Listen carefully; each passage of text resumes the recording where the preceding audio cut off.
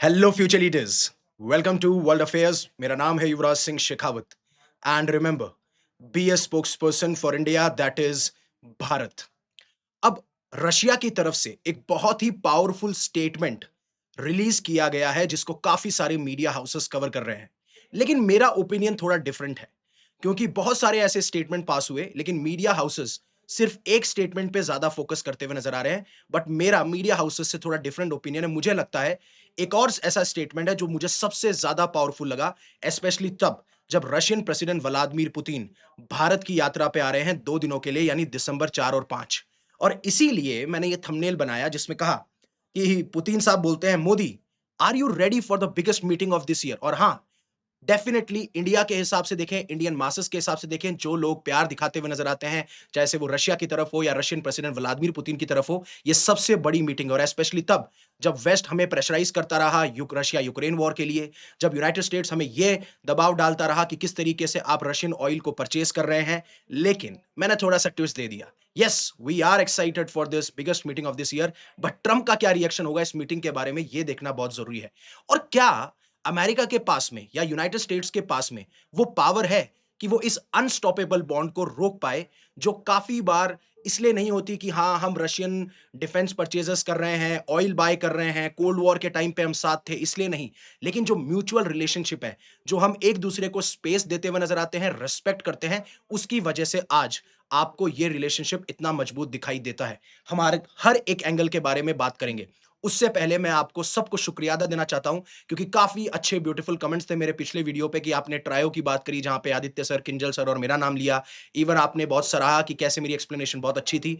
देखिए, अगेन मैं कहता हूँ, एक एजुकेटर मेहनत कर सकता है, अपनी स्किल्स पे काम कर सकता है, रिसर्च कर सकता है, बट उसको बड़ा बनाते हैं उसके सपोर्टर्स, उसके फैन। और वो चीज़ आपने दर्शाई है और मैं उम्मीद करूँगा कि ये कंटिन्यूअसली चलता रहेगा। बहुत सारे अच्छे-अच्छे कमेंट्स थे और काफ़ी सारे लोगों ने ये बोला कि सर आप थोड़ा धीरे बोलिए, थोड़ा-सा ग्लिच था उस टाइम पे, मैं उस वीडियो को एडिट कर रहा था और शायद स्पीड बढ़ गई, तो सो सॉरी फॉर दैट। तो मीडिया हाउसेस जिस स्टेटमेंट की बात कर रहे हैं वो ये कह रहे हैं कि we are very grateful to India, we are very grateful for very friendly stand, जो कि हिस्टोरिकली अगर आप इतिहास भी उठा के देखेंगे तो इंडिया ने हमेशा रशिया के साथ में शोल्डर टू शोल्डर खड़े रहे हैं और हमारे साथ ऐसी मजबूती दिखाई है रिश्तों में जिसने बहुत सारे टफ टाइम्स भी देखे हैं। और ये चीज कही रशिया के स्पोक्स पर्सन दिमित्री पेस्कोव ने, और काफी सारे मैं वीडियोस भी आपको दिखाऊंगा। मैं आपके लिए हमेशा क्लिप लाने की कोशिश करता हूं जितनी भी मुझे अवेलेबल होती है। और इवन इन्होंने कहा कि इंडिया फिर भी कंटिन्यू ऑयल परचेज कर रहा है। हम एनर्जी डील्स की बात करते हुए नजर आ रहे हैं, जिस तरीके से यूएस हम पे 50% टैरिफ लगा चुका है, जिसमें 25% टैरिफ तो सिर्फ इसलिए है कि हम रशियन ऑयल को परचेज करते हैं, राइट? और इवन जो रशियन ये स्पोक्स पर्सन है, उन्होंने ये साफ साफ कहा कि जो पीएम मोदी की अप्रोच रही है ना यूक्रेन को लेकर, स्पेशली रशिया यूक्रेन को लेकर, हम उसकी बहुत तारीफ करते हैं और हम रेस्पेक्ट करते हैं जो पोजीशन है पीएम मोदी की। अब होता क्या था, जब रशिया यूक्रेन वॉर होती थी तो वेस्टर्न नेशन, यूनाइटेड स्टेट्स ये कहते थे कि आपकी भी रिस्पॉन्सिबिलिटी है, आपको भी वॉर रुकवानी है। देखिए, जिस तरीके से वेस्टर्न नेशंस यूक्रेन को सपोर्ट कर रहे थे, रशिया को हमेशा ये डर लगा रहा कि अगर यूक्रेन नेटो का मेंबर बनता है तो उनकी बॉर्डर पे पहुंच जाएगा, तो ये चीज कोई भी नहीं चाहता है और इसीलिए ये सारे स्टेप लिए गए। लेकिन इंडिया ने साफ-साफ एक स्टैंड कहा कि हम न्यूट्रल नहीं है। जैसा आप बोल रहे हो ना कि हम रशिया को भी न्यूट्रल ट्रीट कर रहे हैं, हम यूक्रेन को भी ट्रीट कर रहे हैं। हमारी पॉलिसी है वसुदेव कुटुंबकम की, the whole world is our family. हम चाहते थे पीस हो। ये टाइम नहीं है वॉर का, और वॉर कभी भी किसी चीज का सॉल्यूशन होती ही नहीं है। लेकिन आप अगर किसी को इतने हद तक मजबूर कर दोगे जिसको वॉर लड़नी पड़ेगी, तो फिर वो वॉर लड़ता हुआ नजर आएगा। और ये चीज शो भी करी है रशिया ने भी। अब ये जो विजिट होने वाली है उसमें इन्होंने क्या स्टेटमेंट दिया, पहले मैं आपको वो वीडियो दिखाता हूं और मेरे ओपिनियन के हिसाब से इससे भी ज्यादा पावरफुल स्टेटमेंट क्या है, मैं उसके लिए भी एक वीडियो क्लिप लेके आया हूं, मैं वो भी आपको दिखाऊंगा। Have a look at this first clip.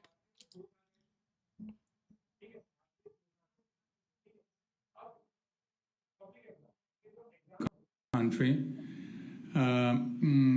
that we consider to be our great friend, and people of India are great friends of us historically.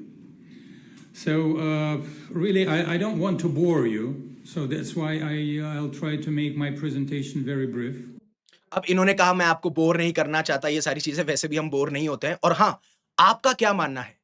मतलब आपको ऐसा कौन-सा मोमेंट लगता है जिस जो हमेशा आपको रशिया के लोगों की तरफ और रशियन प्रेसिडेंट व्लादिमीर पुतिन की तरफ इतना फेवरेबल करता है उनकी तरफ, इतनी स्ट्रांग पार्टनरशिप आपको दिखती है? प्लीज़ कमेंट सेक्शन में ज़रूर बताइएगा। और अगर आपके पास में मान लीजिए कोई नहीं है ओपिनियन, तो आप ज़रूर इंडिया-रशिया भाई-भाई लिख सकते हैं, इंडिया-रशिया फ्रेंडशिप लिख सकते हैं, इंडिया-रशिया के फ्लैग लगा सकते हैं।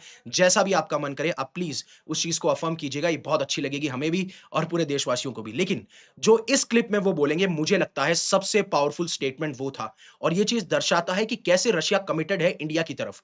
स्पेशली पहले ये चाइना का एग्ज़ाम्पल देंगे, लेकिन फिर बताएँगे कि ये किस एक्सटेंट तक इंडिया की हेल्प कर सकते हैं। Have a look at this clip as well.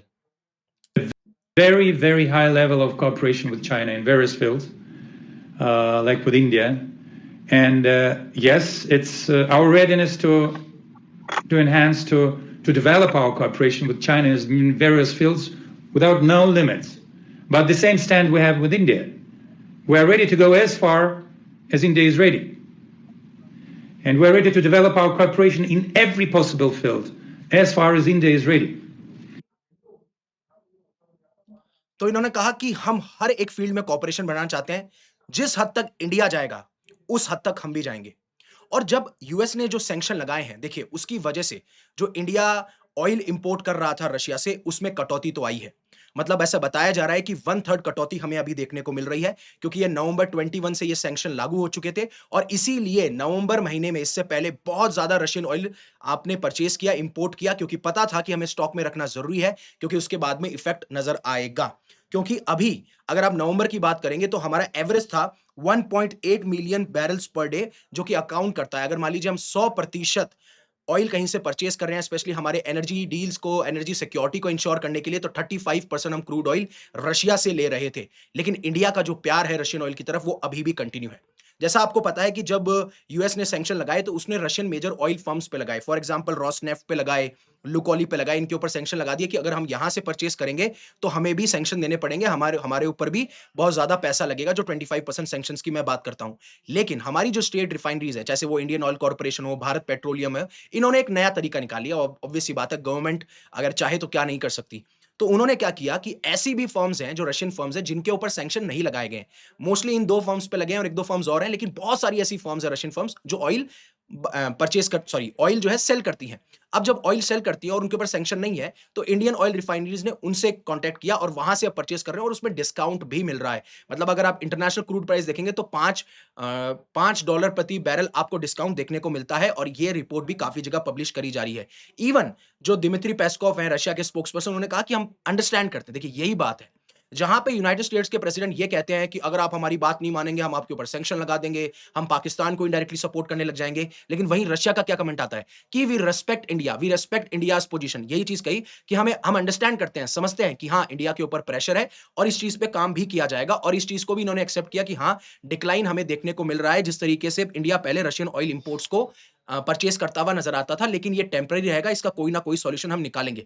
अब सॉल्यूशन ये है कि एक्सपेक्ट किया जा रहा है कि ये जो विज़िट होने वाली है, उसपे कोई ऐसा मैकेनिज़्म बाहर निकल के आएगा, जिसमें कि ऐसा मैकेनिज़्म निकल के आए, ट्रेड मैकेनिज़्म, जो कि थर्ड कंट्रीज़ के द्वारा अफेक्टेड ना हो। अब इसका एक प्रॉपर सॉल्यूशन है डीडॉलराइज़ेशन, जो मुझे लग रहा है। अब देखते हैं क्या होता है, क्योंकि अभी मैं आपको आगे भी बताऊँगा कि क्या-क्या हम एक्सपेक्ट कर सकते हैं, जब आप बात करेंगे आप इस पुतिन विज़िट की, तो क्या और चीज़ों में, कौन-कौन से और सेक्टर्स में हमें ये कोऑपरेशन देखने को मिलेगा। अगर आप रूपी और रबल में ट्रेड करेंगे, तो आपको सैंक्शंस का डर नहीं है। बात वहीं पे आ जाती है, और शायद हो सकता है ट्रेड मैकेनिज़्म इसी तरीके से अरेंज किया जाए, जिससे कि ये जो टेम्परेरी हमें डिक्लाइन देखने को मिल रहा है, इसको खत्म किया जा सकता है। लेकिन बात ये है कि क्या रशिया इंडिया का बेस्ट फ्रेंड है?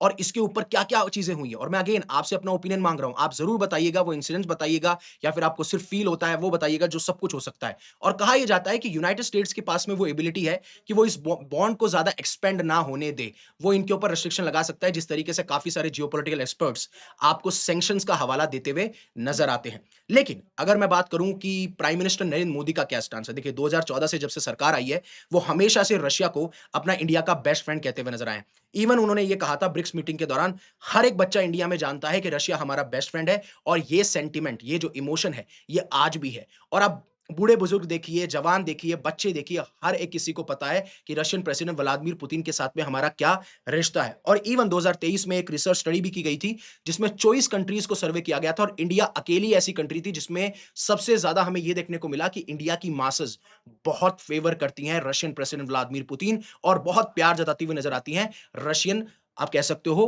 कंट्री को भी। लेकिन यूएस हमेशा कंसर्न क्यों रहता है? यूएस की चिंता क्या है? देखिए, यूएस रशिया हो, चाइना हो, जिनकी कम्युनिस्ट आइडियोलॉजी है और जिस तरीके से ये अपने आप को एक्सपैंड कर रहे हैं और पावरफुल नेशन उभर के आ रहे हैं, तो ये इन्हें एक स्ट्रैटेजिक कॉम्पिटिटर मानता है। और डोनाल्ड ट्रंप की जिस तरीके से बहुत ही इनकंसिस्टेंट रिलेशनशिप रही ना, कभी पुतिन से अच्छे से बात कर ली, कभी नहीं करी, कभी पुतिन को धमकी दे दी कि भैया रशिया के ऊपर ये हो जाएगा, हम इतनी बड़ी वॉर कर देंगे।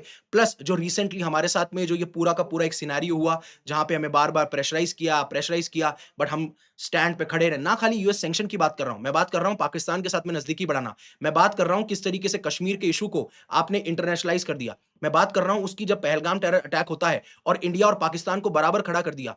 आपने क्या सोचा कि हाँ, इंडिया जो कि विक्टिम है टेररिज्म का, उसको भी आपने पाकिस्तान के बराबर खड़ा कर दिया, जो कि टेररिज्म फंड करता हुआ नज़र आता है, स्पॉन्सर करता हुआ नज़र आता है। तो वॉशिंगटन को हमेशा से ये डर रहा है कि ये जो बेस्ट फ्रेंड वाली अप्रोच है ना, ये इनके लिए ज़्यादा खतरनाक हो सकती है। क्योंकि अगर मान लीजिए रशिया और चाइना दोनों एक-दूसरे को एक हेल्दी रिलेशनशिप है दोनों के बीच में, दोनों एक-दूसरे की जो भी चीज़ें हैं, सेंसिटिविटीज़ हैं, उनको समझते हैं और यूएस के लिए इंपॉर्टेंट क्या है? India.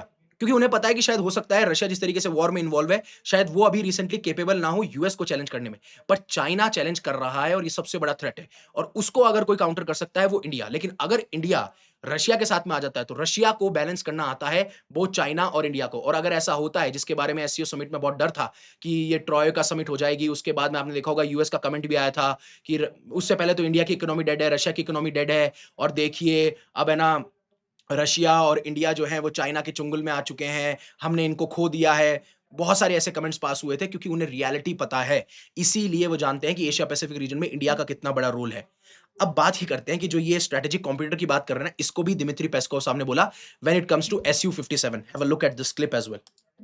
It's not over exaggeration. It's the best plane in the world, and the issue of Su-57s certainly will be on the agenda during the coming visit. So let's not speak about the details. There are lots of competitors in the world, and some of the competitors are not, let's say, sticking their business to international law. So sometimes they can do bad things in order to. तो इन्होंने ये कहा कि काफ़ी सारे ऐसे competitor हैं जो इंटरनेशनल लॉ पे स्टिक नहीं करते, बहुत सारी बुरी चीज़ें कर सकते हैं। ऑब्वियस सी बात है, सीधा का सीधा निशाना यूएस के ऊपर था। लेकिन इंडिया और रशिया की फ्रेंडशिप इतनी मजबूत क्या है? और काफ़ी सारे एनालिस्ट क्या बोलते हैं, अरे कोल्ड वॉर के एरा के टाइम देखिए जब यूएसए और यूएसएसआर की लड़ाई चल रही थी, कोल्ड वॉर यानी आइडियोलॉजी की जो लड़ाई थी। यूएसए चाहता था यूएसआर एक्सपेंड ना करे, यूएसएसआर चाहता था यूएसए एक्सपेंड ना करे। तो कोल्ड वॉर के टाइम पे आपने देखा होगा कि इंडिया और रशिया के ज़्यादा अच्छे रिलेशनशिप थे और वो चीज़ हमें बांग्लादेश की लिबरेशन वॉर 1971 में भी देखने को मिलती है। लेकिन फिर भी हम न्यूट्रल रहे। न्यूट्रल का मतलब हमने ना यूएसए की तरफ गए ना यूएसएसआर की, लेकिन यूएसएसआर की तरफ हमारा झुकाव था। ये 100% श्योर है। और लोगों को लगता है कि ओह! कोल्ड वॉर के टाइम पे देखिए ये दोनों साथ थे, इसलिए आज अपन को फ्रेंडशिप देखने को मिलती है, ऐसा नहीं है। अगर जो यूएस ने अभी टैरिफ वाले जो सैंक्शंस लगाए हमारे ऊपर, जो पाकिस्तान को हमारे बराबर खड़ा कर दिया, उससे पहले इंडिया ज़्यादा यूएस की तरफ अलाइन कर रहा था, जो 2 दशकों से हमने अच्छी रिलेशनशिप। रशिया चाइना की तरफ अलाइन कर रहा था, तो सिर्फ अगर कोल्ड वॉर की बात होती, तो ये रिलेशनशिप आज स्ट्रांग नहीं होता। दूसरा बात करते हैं रशियन वेपन्स की। हाँ, मैं मानता हूँ 60 से 70% जो मिलिट्री हार्डवेयर है हमारे कंपोनेंट्स में, वो रशियन कंपोनेंट्स हैं। और बात ये भी है कि रशियन कंपोनेंट्स चीपर हैं, है ना? और ट्रांसपोर्ट बहुत फास्ट होता है, वो हमारी डिमांड को समझते हैं और सबसे इंपॉर्टेंट बात ये है, यूएसए जब भी हमें वेपन्स देता है, तो ना तो वो टेक्नोलॉजी ट्रांसफर करता है, ना हमें बताता है कि कैसे बनाया जा सकता है, ना हमें ये अलाउ करता है कि हम मेक इन इंडिया इनिशिएटिव के तहत खुद के कंपोनेंट बना सकते हैं, क्या वो रशिया करता है। वो भी एक फैक्टर है, लेकिन उसको भी अगर आप छोड़ दो, तो हम डाइवर्सिफाई कर रहे हैं हमारी डिमांड। फॉर एग्जाम्पल आप रफाल खरीदते हैं फ्रांस से, ड्रोन्स खरीदते हुए नज़र आते हैं यूएसए से, अपाचे हेलीकॉप्टर आप यूएसए से करते हैं, काफ़ी सारी डिफेंस टेक्नोलॉजी आप इज़राइल से लेते हुए नज़र आते हैं, तो वो भी एक पॉइंट नहीं हो सकता कि हमारी रिलेशनशिप क्यों स्ट्रांग है।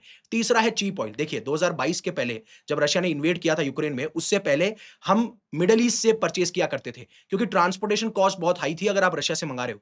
लेकिन जैसे ही इन्वेजन होता है, उसके बाद में जो दाम है वो नीचे गिर जाते हैं और रशिया उसको डिस्काउंटेड प्राइस पे दे रहा है। तो अगर हमारे नेशनल सिक्योरिटी और हमारी एनर्जी सिक्योरिटी का इश्यू है, तो वी विल प्रायोरिटाइज़ आवरसेल्फ और उसमें रशिया कुछ नहीं बोलता, लेकिन आप हमें लेक्चर देते हुए नज़र आते हो। यूक्रेन के पास में देख लिए, यूक्रेन में जा रहा है इनडायरेक्टली। आपके जो यूरोपियन यूनियन या वेस्टर्न नेशंस हैं, वो बाय कर रहे हैं रशिया से पता नहीं क्या-क्या। यूएसए यूरेनियम बाय कर रहा है, गैस बाय कर रहा है। गैस पे तो आपने सैंक्शन नहीं लगा रखे क्योंकि यूरोपियन यूनियन की डिमांड है। वो सारी चीज़ें देखने को मिलती हैं। लेकिन बात यहाँ पे ये है कि रशिया कभी भी इंटरफेयर नहीं करता। हमारी जो स्ट्रेटेजिक ऑटोनॉमी है, हमारे जो इंटरनल अफेयर्स के मैटर हैं, एक्सटर्नल अफेयर्स के मैटर हैं, यूएसए हमें डिक्टेट करता हुआ नज़र आता है, लेकिन रशिया हमें कभी नहीं बोलता। रशिया बोलता है we stand with India, we respect whatever India's choice, और वो रिफ्लेक्ट करती है इंडिया के मासेस को। तो क्यों नहीं पसंद आएँगे वो लोग? दूसरी नॉन इंटरफेरेंस, जैसे मैंने आपको बताया, यूएसए वेस्टर्न नेशंस क्या करेंगे? हमारी डेमोक्रेसी को क्रिटिसाइज़ करने लग जाएँगे, देखिए रिलीजियस माइनॉरिटीज़ का क्या? अरे आपके देखो ना कितना रेसिज़्म है। आप पहले अपने अंदर तो झाँको, उसके ऊपर तो बात करो, उसके बाद में आप हमारे ऊपर आना। आप सबसे बड़ी अगर ओल्डेस्ट डेमोक्रेसी हो, तो आप उसके हिसाब से एक्ट करो ना। आपको पता होना चाहिए, आप फोर्स करना चाहते हो डेमोक्रेसी और हम प्यार से लाना चाहते हैं। हम हमेशा पीस की बात करते हैं, नॉन वायलेंस की बात करते हैं, लेकिन आपको नहीं समझ में आता, राइट? आपने ही टेररिस्ट बनाए, आपने ही वॉर्स क्रिएट करी, आप उस चीज़ को नहीं समझते। और हम बात करते हैं इंडियन वैल्यूज़ के अंदर, जहाँ पे हम टॉलरेंस की वैल्यू की बात करते हैं, पीस की वैल्यू की बात करते हैं। हम चाहते हैं इस वर्ल्ड के अंदर प्रॉपर मल्टीपोलर वर्ल्ड हो, बहुत सारे ऐसे स्ट्रॉन्ग पावर्स हों। यहाँ पे ये बात की जाती है। और इम्पोर्टेंट बात ये भी है कि आपने देखा है रशिया हमेशा यूएन में हमें सपोर्ट करेगा, कश्मीर के इश्यू पे हमें सपोर्ट करेगा, टेररिज्म में हमें सपोर्ट करेगा कि अगर हमें टेररिज्म के खिलाफ कोई एक्शन लेना है, लेकिन वही यूएस नहीं करता है। और आप छोड़िए ये एनर्जी, ऑयल, हमारी वैल्यूज़ वो रिस्पेक्ट कर रहे हैं हम, लेकिन आप ये देखिए people to people connect ties भी बहुत ज़्यादा मैटर करते हैं हर एक रिलेशन में। अफ़गानिस्तान में आज क्यों आप देखने को मिलेगा कि इतने अच्छे people to people connect ties हैं? बिकॉज़ वहाँ पे हमारी मूवीज़ चलती हैं, हमने वहाँ पे हॉस्पिटल्स बनाए, अफ़गानिस्तान में हम अर्थक्वेक आता है तो एड देते हैं। फॉर एग्ज़ाम्पल जैसे श्रीलंका में हम ऑपरेशन सागर बंधु चला रहे हैं, जो हमारा एक विजन है महासागर को लेके या इंडिया की नेबरहुड पॉलिसी को लेके। वहीं पे पाकिस्तान ने क्या किया? पाकिस्तान ने रिलीफ पैकेजेस भेजे और जोक बनाया जा रहा है उनकी एड डिप्लोमेसी का, क्योंकि उन्होंने एक्सपायरी डेट से भी ऊपर, उससे भी ज़्यादा जाके एक्सपायर हो गए उनके प्रोडक्ट्स, उसके बाद भी उन्होंने भेज दिया। यहाँ पे कल्चर बॉलीवुड का भी है, लिटरेचर का भी है, टूरिज्म का भी है, अब हर एक चीज़ से कनेक्टेड है। फॉर एग्ज़ाम्पल अगर आपको मैं बताऊँ तो रशियन प्रेसिडेंट व्लादिमीर पुतिन ने भी मतलब एक्नॉलेज किया था कि अगर मैं ब्रिक्स मेंबर स्टेट्स की बात करूँ, तो आई थिंक जो इंडियन फ़िल्म्स हैं वो ज़्यादा पॉपुलर है। हमारे यहाँ पे तो एक स्पेशल टीवी चैनल है, जिस पे इंडियन मूवीज़ आती हैं, और ये है soft power. Even Raj Kapoor साहब जब रशिया के अंदर गए थे, तो बहुत सारे जो उनके सपोर्टर्स थे या जो फैन्स थे, उनसे मिलते हुए नज़र आते हैं। शाहरुख खान जो है, former Russian president Dmitry Medvedev से मिलते हुए नज़र आते हैं। टूरिज़्म कितना ज़्यादा पॉपुलर है, रशिया में हमारे काफ़ी सारे जो स्टूडेंट्स हैं, वो एमबीबीएस करने जाते हैं। मतलब बहुत सारे people to people connect ties हैं, लेकिन इंडिया इंडिपेंडेंस को वैल्यू इतनी ज़्यादा देता क्यों है? क्योंकि हम 200 साल ब्रिटिशर्स के अंदर कंट्रोल में रहे हैं। अब हम नहीं चाहते कि हमें कोई डिक्टेट करे, हमें कोई डोमिनेट करे, जो कि यूएस करता हुआ नज़र आता है। और यही रीज़न है कि यूएस से ज़्यादा अलाइन करता है वेस्टर्न नेशन के साथ में, ब्रिटेन के साथ में, और वही चीज़ हमें देखने को मिलती है। क्योंकि मैंने आपको बोला ना, यूएस चाहता है कि एक जूनियर पार्टनर मिले। यूएस नहीं चाहता कि उनके बराबर खड़ा हो जाए एक पार्टनर और बराबर खड़ा होके हमें बताए कि हमें क्या करना है। यूएसए को वही पार्टनर अच्छे लगेंगे जो उनकी बात मानेंगे। फॉर एग्ज़ाम्पल वेनेजुएला में देख लीजिए, कहीं पे भी आप उठा के देख लीजिए, ये पैटर्न आपको देखने को मिलेगा। और इंडिया हमेशा अवॉइड करता है कि हम वेस्ट से कंट्रोल नहीं होंगे। इंडिया की खुद की एक इन्फ्लुएंस है, खुद की एक फॉरेन पॉलिसी है। इंडिया अपने आप को ग्रेट वो पावर मानता है, लेकिन साथ-साथ में ये भी चाहता है बहुत स्ट्रेंग्थ्स ऑफ पावर हो, और हमने वेस्टर्न प्रेशर को रेज़िस्ट भी किया है, बार-बार किया है। आप हमें डेमोक्रेसी पे लेक्चर दोगे, हम उल्टा जवाब देंगे। आप हमें सैंक्शन की बात करोगे, हम लूपहोल निकालेंगे। वेस्टर्न क्रिटिसिज़्म को डिसलाइक करते हैं। पहले आपको अपने अंदर झाँक के देखना चाहिए। तो हम क्या एक्सपेक्ट कर सकते हैं इस पुतिन की विज़िट से? देखिए, कहा ये जा रहा है कि एनर्जी डील्स होती जाएँगी, डिफेंस एक्सपोर्ट की बात की जाएगी, ऑयल को कैसे, मैंने बताया ट्रेड मैकेनिज़्म हो सकता है, ऐसा लाया जाए जो कि अफेक्टेड ना हो थर्ड कंट्रीज़, स्पेशली यूएस और जो वेस्टर्न नेशंस बोलते रहते हैं। आर्म्स रीसेट देखने को मिलेगा, ये सारी चीज़ें हैं। इवन एस-400s की बात की जा रही है, ऑयल की, और रुपए मीर, यानी कैसे हम रूपी और रबल में सेटलमेंट कर सकते हैं, इन सारी चीज़ों के बारे में चीज़ें देखनी होगी, और जो भी फ़ॉलो-अप्स आते हैं, मैं आपके लिए अपडेटेड वीडियो लाता रहूँगा। So thank you very much for giving me your precious asset that is your time. उससे पहले अनअकैडमी आपके लिए लेके आया है प्रीलिम्स पावर हाउस प्रोग्राम, जिसकी वैल्यू है 9999। डिस्क्रिप्शन में आपको लिंक मिल जाएगा। Stay safe, stay happy, take care. जय हिंद, जय भारत।